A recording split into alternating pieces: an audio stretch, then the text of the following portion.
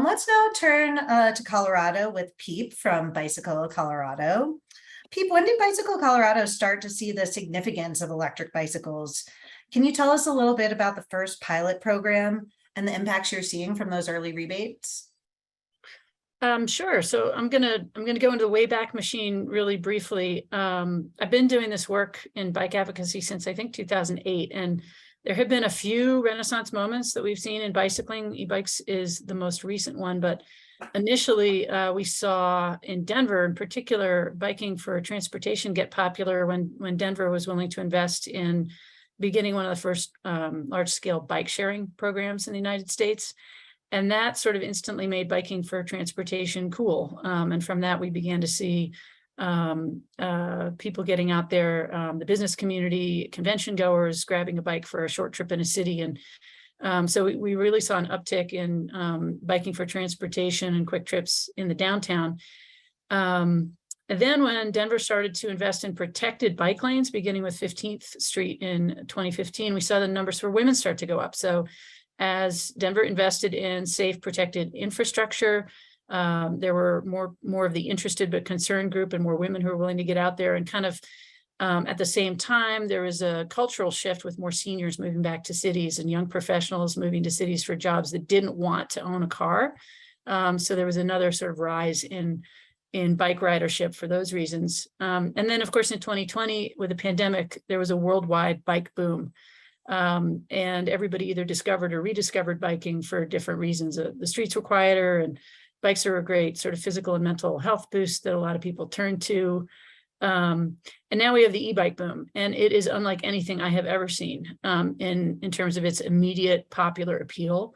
And people are just finding that e-bikes are a great solution to a host of issues. So that's everything from people who are choosing them specifically because they're more affordable than buying a car, or they don't want to pay for parking, to discovering that you can go twice the distance with less effort, and it's much more of a utility vehicle. It can carry things, kids, groceries, and because it's healthy transportation and it's fun. Frida talked about weight loss in her interview for the video. So it just opens up so many more options to move yourself and your family around within a 3 to 6 mile distance. I personally started to see this difference, I think, at Bike to Work Day last year. And I noticed that there were so many more people riding e-bikes. So I'd say 2021 was the year that Bicycle Colorado really started to think about all the possibilities with e-bikes. I think the second part of your question was about how we got started with the mini pilot. So I'll tell that story really briefly, but we did have the opportunity to meet with Will at the Colorado Energy Office and talk to him a little about how e-bikes could address transportation emissions. And we were really pleased that his office staff came back to us and offered us the opportunity to help work with them on a mini pilot for the state that was rolled out in the fall of 2020.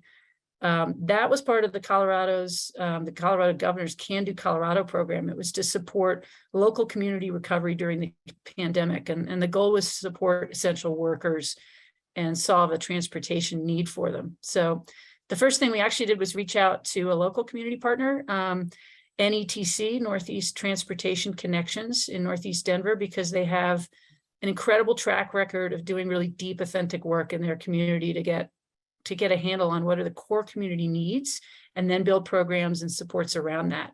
And fortunately, they've been a leader sort of in the bike space and the mobility space for a long time. So they helped to promote the program and recruit, a really nice, diverse group of participants like Darnell, who were able to come out and take advantage of that first pilot program. And the pilot program offered the participants a free Class 1 e-bike and a bunch of other essentials. So a lock and a helmet and panniers and trainings and a voucher for bike maintenance and things like that.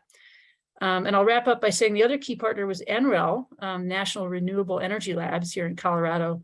And they had a researcher who helped to develop the measurements and an app to evaluate program impacts and ultimately provide sort of the program reporting. And they did find all the participants were using the bike, replacing single occupancy vehicle trips by about 35% during the measurement time period.